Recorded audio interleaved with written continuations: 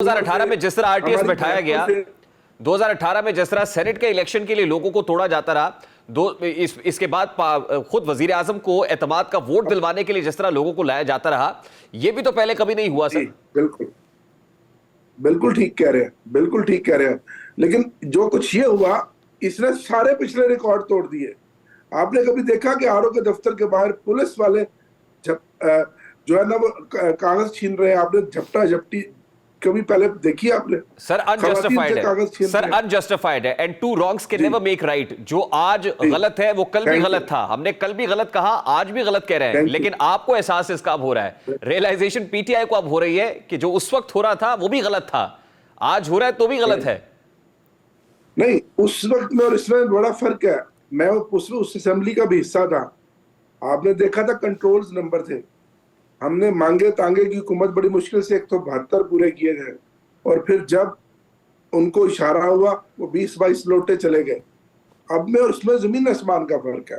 तो डॉक्टर साहब, आपको नहीं लगता कि आप लोगों ने खुफिया हाथों को या नादीदा कुव्वतों को बहुत मजबूत कर दिया है, और इसकी जिम्मेदारी खुद आपके ऊपर है, ये रिस्पॉन्सिबिलिटी आपके ऊपर है? नहीं, हमने तो रूल ऑफ लॉ की बात की है, उस वक्त भी की थी, आज भी कर रहे हैं। हम तो उस वक्त भी ये कह रहे थे कि जो अदम एतमाद आई उसके पीछे एक साजिश थी। वो जो पूरी रजीम चेंज हुई, लंदन प्लान था। सर आप अदम एतमाद से शुरू करते हैं ना सर, आप लंदन प्लान उससे शुरू नहीं करते जो लंदन प्लान 2014 में बनाया गया था, जहां पर पाकिस्तान अवामी तहरीक भी थी, जहां तहरीक इंसाफ भी थी, और बैठ के लंदन में जो प्लान बना था जिसके बाद पाकिस्तान में जो कुछ हुआ, आप उसकी बात नहीं कर रहे ना? नहीं, मैं तो इस लंदन प्लान की बात कर रहा हूं जिसने मुल्क को खोखला कर दिया, जिसने मुल्क को तबाह बर्बाद कर दिया। आम आदमी जो 24 करोड़ आवाम है उसकी वो देख रही है उनके हालात का, उनके दुखों का मुताबा कौन करेगा?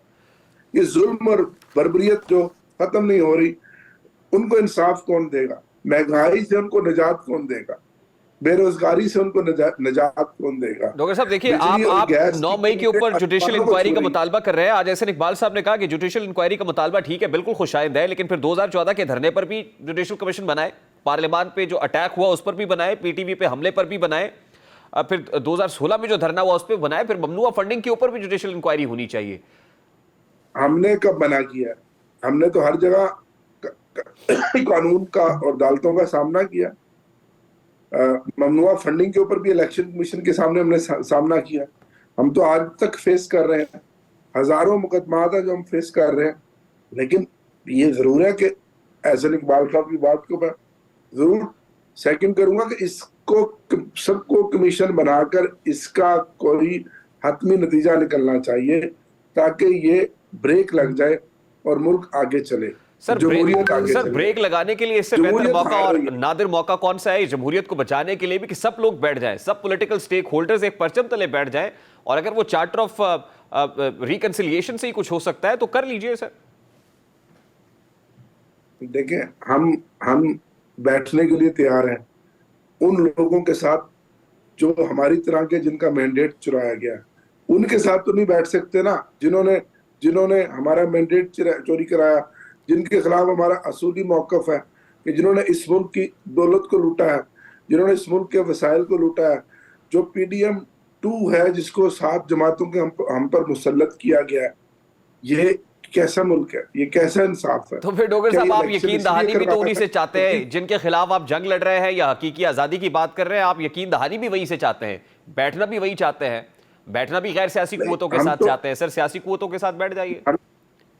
हम तो इस मुल्क की आला अदालतों की तरफ देख रहे हैं, हम तो आइन और कानून का रास्ता अपना रहे हैं, हम तो रूल ऑफ लॉ की बात कर रहे हैं, हम तो इस पार्लियामेंट को बाला दस्ती जो कहते हैं कि ये पार्लियामेंट सुप्रीम है, सॉवरन है, उसकी तरफ देख रहे हैं कि जमहूरियत हार रही है, पार्लियामेंट बेवकूफ हो रही है, लोगों का एतमाद उठ रहा है, और मुल्क में अनारकी फैल रही है, अदम इस्तेहकाम फैल रहा है। इस सब को बचाने का एक ही रास्ता है सर, कि पार्लियामेंटेरियंस पार्लियामेंट्री डेमोक्रेसी को प्रिवेल करने के लिए एक पेज पर बैठ जाएं, एक टेबल पे बैठ जाएं और फैसले करें। बिल्कुल ठीक है, लेकिन उससे पहले हमें इंसाफ दिया जाए। आप नहीं जानते 8 फरवरी को मैंडेट इसको किसको दिया है? इमरान खान को।